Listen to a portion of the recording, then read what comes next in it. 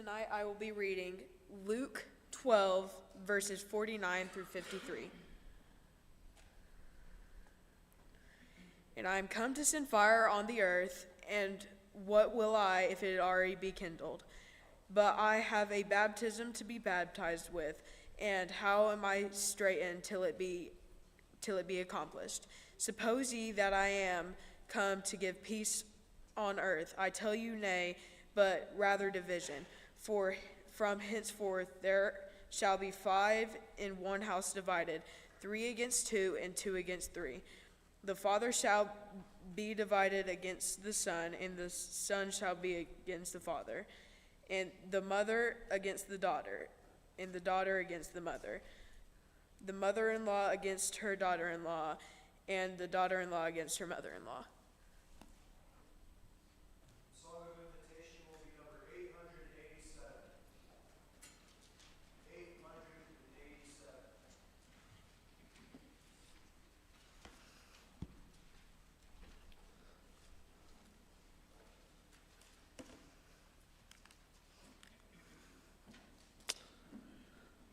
Good evening. It's good to be here. I'm thankful for this opportunity to be a part of this Wednesday night studies on the hard sayings of Jesus. I want to start off by admitting this text greatly humbled my prideful ego. I told Matt this a couple weeks ago. Whenever he sent out this first section of us that were covering these hard sayings, he asked us if there was any text that we wanted to volunteer for, and I kind of briefly skimmed through that list, and I saw this one. And I was like, I know what that text is saying. That's an easy one for me to cover. I'll take that one. And it didn't take me very long at all to realize that I, in fact, didn't know everything there was about that text, and it was much more deeper than I anticipated. I think I had a very elementary level understanding, but it was, like I said, it had a lot deeper meaning, and which is hopefully what we're going to unravel this evening. As you can see behind me, the text that we have is Luke 12, verses 49 and 53. We'll read it one more time. As Holly just read, I came to cast fire on the earth, and would that it were already kindled. I have a baptism to be baptized with, and how great is my distress until it is accomplished. Do you think that I have come to give peace on earth? No, I tell you, but rather division. For from now on in one house there will be 5 divided, 3 against 2 and 2 against 3, and they will be divided, father against son and son against father, mother against daughter and daughter against mother, mother-in-law against her daughter-in-law, and daughter-in-law against her mother-in-law. Last month when Brother Pat Manning passed away, I'm sure a lot of people, went back and was trying to reflect and remember some of the sermons that I had the privilege of getting to hear of his. And as I was doing that, there was one that particularly jumped out to me. It was back in 2010 or 2011. I was going into my senior year of high school, and he was holding a meeting down in Coleman. And if I'm not mistaken, I think he gave a sermon over this text. And it was one of those sermons that really just hit home for me. It struck a chord. It was one that I was on the edge of my seats the entire time. I was a fairly new Christian at the time, and honestly, it was probably the best sermon that I had heard at that particular moment in my life. And so what I remember, though, is after the services, I went up to him, and I told him that. I thanked him for his efforts and his thoughts on the text, and I told him, this is probably the best sermon I've ever heard. And what I remember most of all that he told me, though, is, being the guy he was, he thanked me, but he said, and I quote, I think this has a lot more to say about where you're hearing it from than where I'm preaching it at. And I'll be honest, when he first said that, I don't think I understood what he meant. I think I just kind of nodded my head and went on my business. And it wasn't until much later when it really started to sink in or started to connect exactly the point that he was trying to make, which is, I think a lot of times when we study the Bible or we hear sermons, we have this tendency to relate to Jesus or identify with Jesus based on the current situation that we are in life. And I'll give you an example. When we are going through some times where we feel like we are spiritually sick, we're spiritually hurting, we like to identify with Jesus as the great physician, like the Bible tells us that he is to us. Or when we're going through trials in life or we're going through storms of life, we like to identify with him as the Prince of Peace. And there's all these qualities, all these characteristics that we tend to identify with Jesus, from the Old Testament to the New Testament. He's called everything from king to brother to Lord to even a lowly servant. And so I think what he was the point that Pat was making is that, a lot of times we like to tend to cling on or identify with Jesus based off of what we're going through in that particular moment in life. And, I think that that's okay. The problem that I think that sometimes turns into is when we tend to ignore or disregard certain qualities or characteristics of our Lord because we are focused so much on one quality or one characteristic. What that does is that paints an incomplete picture of who he is and the true nature of his. And I think what it results in some passages being sometimes more challenging than they ought to be, right? When we're looking at passages about his character or his nature, if we're not taking into consideration everything about him, it's going to seem like some passages are contradicting or, things aren't seemingly to add up. And that was kind of what was happening here with me, right? Especially, when he talks about there in verse 51, he says, do you think that I've come to give peace? Well, of course, that's what we think, right? That's what the Bible tells us. But, it seems to be that he's not saying that that's the case.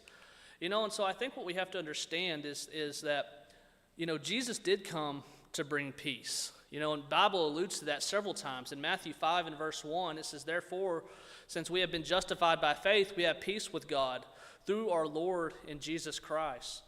Through him we have also obtained access by faith into this grace in which we stand, and we rejoice in the hope of the glory of God. Romans 16 and 20 says, the God of peace will soon crush Satan under your feet, and the grace of our Lord Jesus Christ be with you.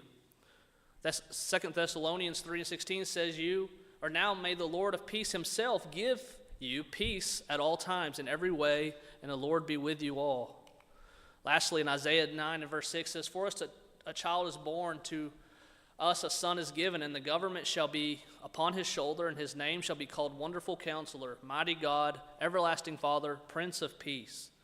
So when we're thinking about Jesus, one of the reasons he came here on earth was in fact to bring peace, specifically peace between God and mankind. And so when we look at passages like this that we just read a second ago in Luke, there seems to be on the surface some contradicting ideas, right? Is he the Prince of Peace? Jesus seems to be thumbing his nose at any type of peaceful picture of himself. In fact, not only that, he seems like he's saying, hey, I didn't come to bring people together. In fact, I came to break apart even the closest of relationships. So that's, to me, one of the most challenging things about this text is trying to figure out, is he our Prince of Peace? Is he not? What's he trying to say here? And so I think there's some methods to going about trying to break down this passage or see exactly what Jesus was meaning here. First of all, I think it's helpful to understand his audience. I think this is a good tip anytime when you're studying the Bible, but particularly breaking down this challenging text is understanding who was the intended listeners, right? Who was around him whenever he was speaking these words? Well, number one, we know that more than likely he was speaking to a predominantly Jewish audience. This was often the case during his earthly ministry. It wasn't until after his death, burial, and resurrection before the gospel officially spread to all. And we see that being played out all throughout the New Testament in the book of Acts, this challenge that the apostles and the disciples were tasked with of making sure that everyone knew that the gospel was meant for them, to both the Jews and the Gentiles. And so at this particular moment in life, it's a very safe assumption to make that the majority, if not everyone that was listening at this time, was of some kind of Jewish background. Now that's important for us to know because what that tells us is that words about family would have been tough to hear. I don't claim to know every intricate detail in the Jewish religion, but some of the things that I do remember from my small time studying this is that family and tradition was very important to them. Arguably outside of their faith, this was the most important pillar that they clung to, right? This idea of family and tradition. You didn't often see them changing classes or jobs or occupations like we do today. It was, they likely was raised up in the family business. You would see oftentimes examples of someone who was born into a fisherman family and lived an entire life as a fisherman, had fisherman children and died a fisherman, right? That was just the family business. They just took that to heart and they took it very seriously. You know, you think about divorce. Divorce was something that was really not even in their vocabulary, right? It wasn't as common as we see today. And those that did participate in an action such as divorce would often be shunned by the community around them. It wasn't, something that they had to worry about a whole lot, right? And so words about family, specifically in a negative context, would have been very difficult for them to hear and kind of triggering to them in some ways, I'd have to imagine. Something else that we know is that they 100% believed that there was only one God, right? And anybody claiming equality with God was blasphemous, right? And not only that, but it was very offensive to their core. So it's no wonder why Jesus' message to them was so divisive, right? To have this man come to them and saying that, hey, me and my Father are one, and we're gathering this large group of people and listening and following after him. It makes sense why there was naturally going to be conflict and friction with these types of words that were being spoken, and I think that's kind of what Jesus was preparing them, right? He was preparing them for this type of spiritual mindset, this spiritual shift and focus that, quite frankly, we haven't seen the end of today. And we've seen that even played out there in during this period of time. If you go back and you look at the disciples and how they were called, some of those first few disciples, Jesus came to them and told them to leave their nets behind them, to follow after them. And that seems like such a small detail, but when you think about the implications that small decision that they made had, there was nothing small about it, right? Them just leaving their nets behind them was so much more than that. They were leaving their identity. They were leaving their, most likely, their family work. They were leaving some of those relationships with their friends and family behind, right? So this decision to go and follow after him, without a doubt, put some of their relationships in some serious jeopardy. And so these are some things that are important for us to know or to keep in mind as we look through this text, is exactly who he was talking to here, because I think it helps put into context a little bit better. It also helps us understand how conflict fits within Jesus' mission. When we think about, if someone was to come up to you and say, why did Jesus come to earth? I think there's a lot of quick responses, quick ideas that come to our mind. We think of passages like John 3:16. For God so loved the world that he gave his only begotten Son, that whosoever should believeth on him should not perish but have everlasting life. We think, we know other passages that tell us that he came to seek and save the lost. Jesus came here on earth to bring peace between mankind and our Creator. Right? We understand that that's the reason that Jesus came here, that ever since the garden and sin entered into this world, there was a gap, right? There was a gap between us and God, and the only thing that was going to bridge that gap was Jesus. And he knew that, and that's why he came to this earth. That's why he came and lived a perfect life and was ultimately crucified on the cross, because Jesus came to be that bridge, right? We know this, and we know that was how we are able to even have a chance to be called a disciple of his, because of the sacrifice that Jesus made, right? That was Jesus' whole mission, was to come here and to help bring that reconciliation between us and God, right? That was the mission that the disciples got behind. That's the mission that we get behind when we decide to be a follower of Jesus. But what we have to understand is that there's a difference between the mission of Jesus and the effect that mission has. And I'll tell you what I mean by that. What Jesus is saying here, he's saying, don't be surprised at when you make a decision to obey him in baptism, when you make a decision to leave everything behind and follow after him, don't be surprised at the effect that has on our previous relationships. Jesus was crystal clear that this peace that he was bringing to earth was going to involve such a radical change, such a radical change in mindset, that those who made that decision, you and I that make that decision, that it was going to involve a radical change in everything, right? The way that we talk, all of our actions, our hobbies, our priorities. I think the Bible is very clear that our life after we become a Christian versus before should be vastly different. And so when we make that decision to follow after him, that's what it should look like on our side. But that doesn't mean that all the relationships that we had previously are going to change as well.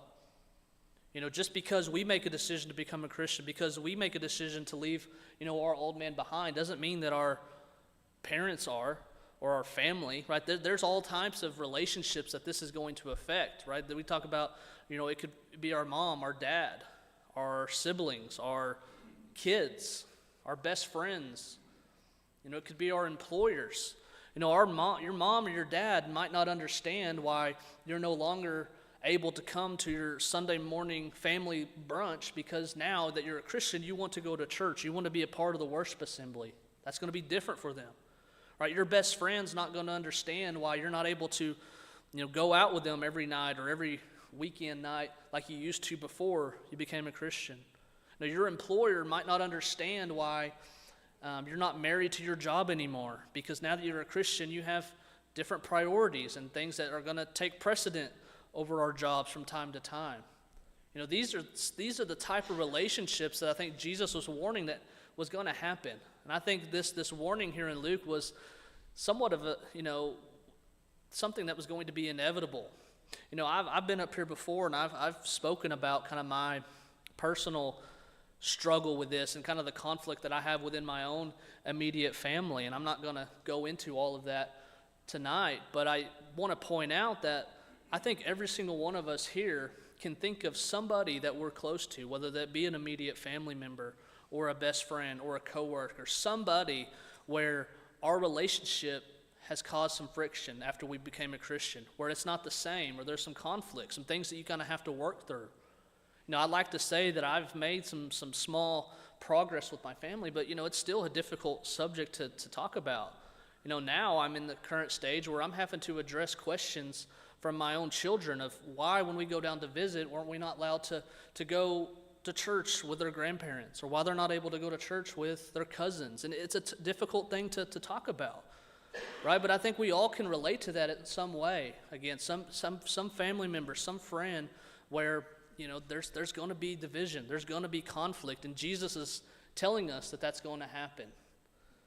And so we have to be willing to understand the cost.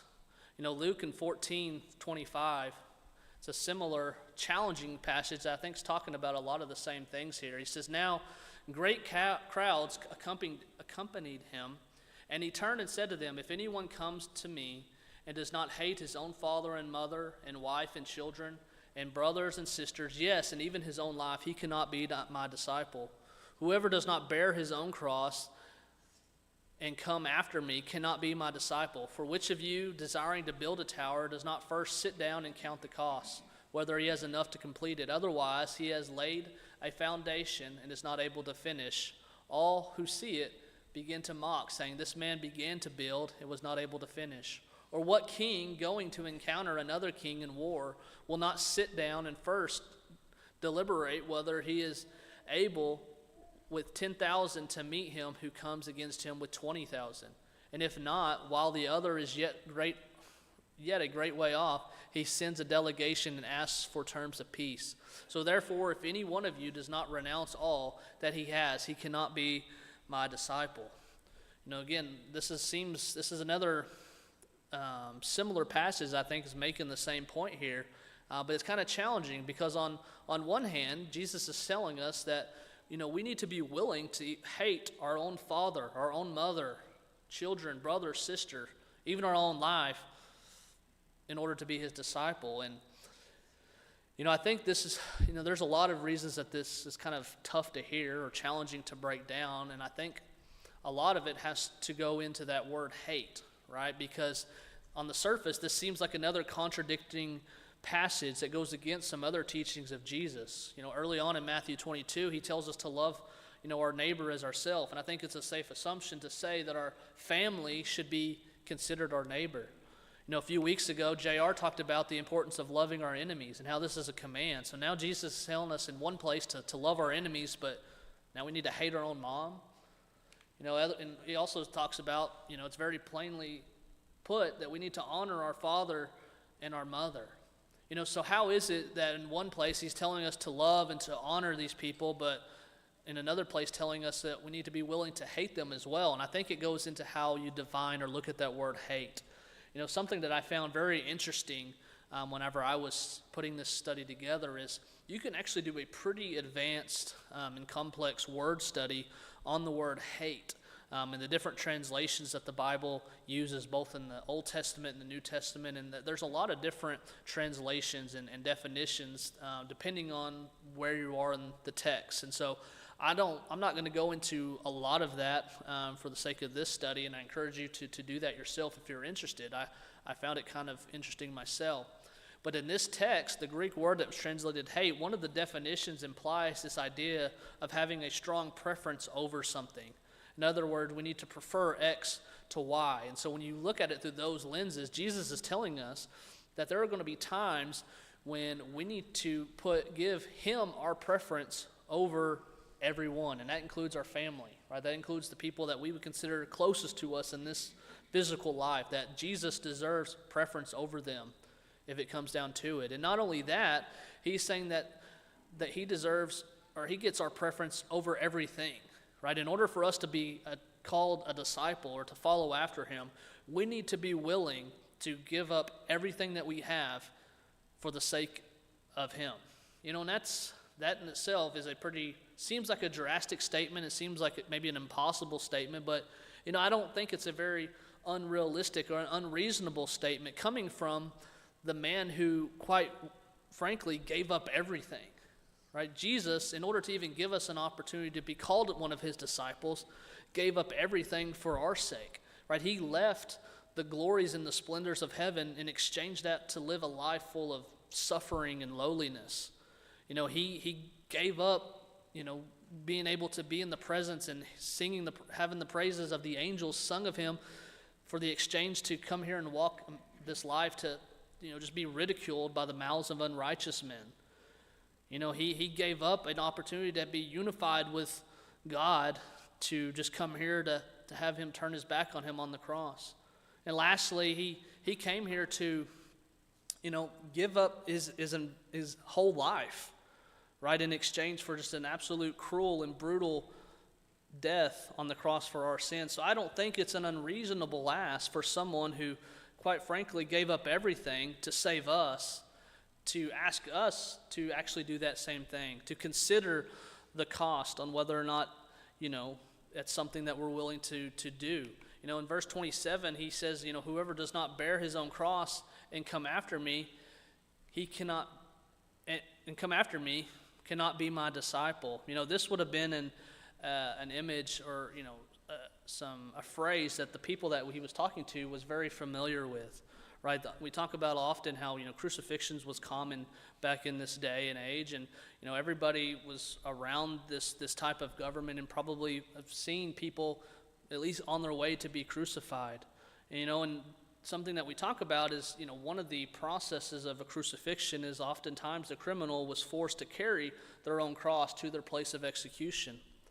And so the people here that Jesus is talking to, whenever, I think they understood this imagery very well, because, oftentimes I would be willing to bet that when they saw someone from a distance carrying their own cross, they knew that that person was saying goodbye. They knew that that person was not coming back, that they would likely never see that person again. And so now you have Jesus, this man, telling them to bear up, that we need to bear our own cross.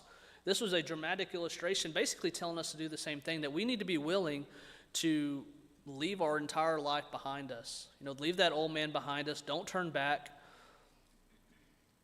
And with that comes, some big decisions, some difficult decisions that we need to consider on whether or not this is going to be something that we're willing to do or not.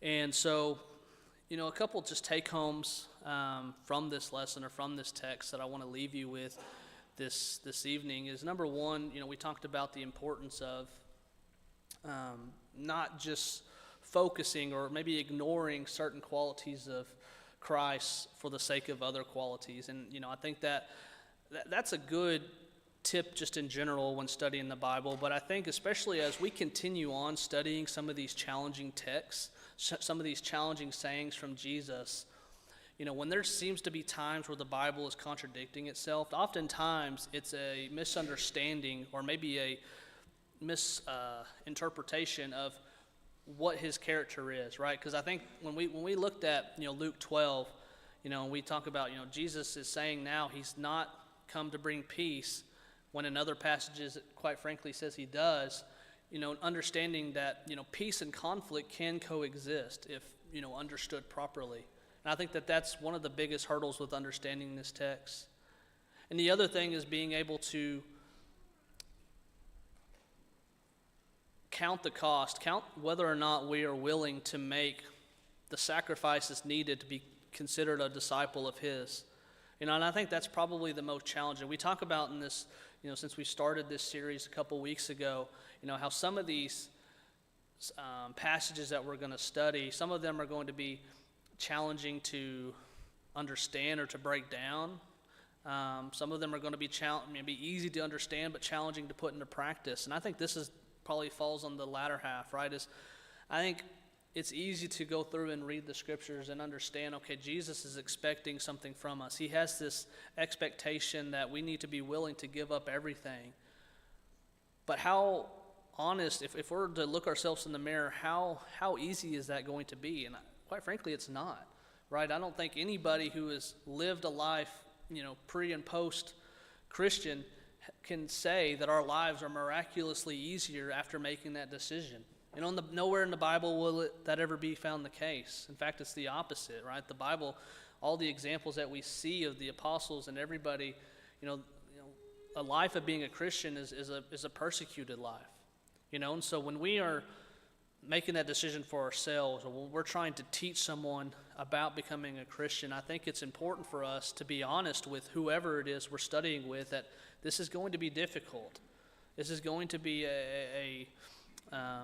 you're going to have to make some decisions. I think, again, everyone here has probably made some in our lives. And so that's the biggest thing that I think that is we could take away from this text is, the cost of discipleship is great, and we need to ask ourselves every single day when we decide to take up our own cross is, are we willing to make those sacrifices? And I think if we look at and we humbly understand exactly what Jesus did and how he did the very thing that he's asking us to do, it should make it a little bit easier, right? Understanding that Jesus is saying that we need to be willing, if it came down to it, to give up our own lives, coming from someone who would eventually go on to do that exact thing. So that was the thoughts that I had this evening.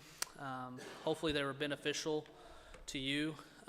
We never want to close, though, without offering an invitation. And so if you're here and you would like the prayers of the church or would like to be baptized for the remission of your sins, we ask you to please come forth and sit on the front row as we stand and sing the song selected.